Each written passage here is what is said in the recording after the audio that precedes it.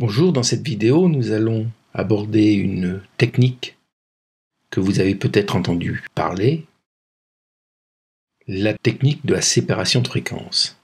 Dans une photo, les hautes fréquences sont les petits détails, les cheveux, le grain de peau, etc., etc. Les basses fréquences sont le teint de la peau, les densités. L'idée, pour retoucher la peau de votre portrait, c'est de séparer les petits détails avec la densité et les tons de votre peau. Donc, je vais vous montrer déjà comment on fait une séparation de fréquences. Pour faire une séparation de fréquences, il faut savoir au début si l'image est en 8 bits ou 16 bits. Je vais vous montrer pour 16 bits. Donc tout d'abord, bien sûr, comme à chaque fois que je rentre dans Photoshop, je fais un commande ou contrôle J pour créer un calque qui vient au-dessus du calque d'arrière-plan. À partir de ce calque, je vais créer deux calques par copier, donc toujours commande ou contrôle J, une fois, deux fois. Donc ici, j'ai mes deux calques. Le premier calque, je vais l'appeler teinte et densité.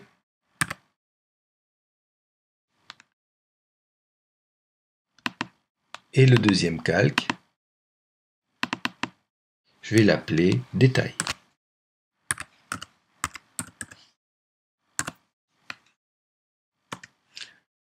Je reviens sur teinte et densité et je vais créer un calque par copier, encore un coup.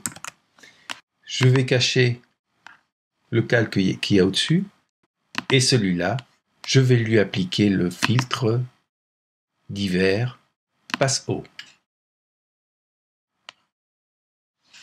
Je vais monter à 100% pour voir ce que je fais et je vais déplacer mon curseur. Regardez, ici à 0, on voit absolument rien, pas aucun détail. Je vais monter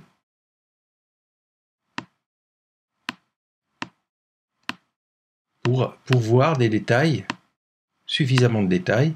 Après là, regardez, je vais trop loin, donc je reviens en arrière. 4 me semble bien. Donc j'annule et je supprime ce calque, il ne m'intéresse pas. L'opération que je viens de faire va me permettre de savoir à quelle valeur je vais régler le flou gaussien.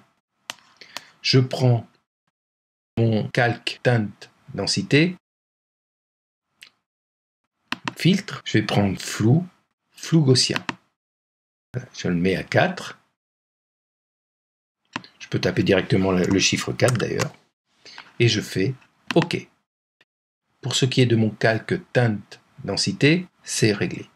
Je vais remettre mon calque détail et là, je vais faire image, appliquer une image. Je vais prendre le calque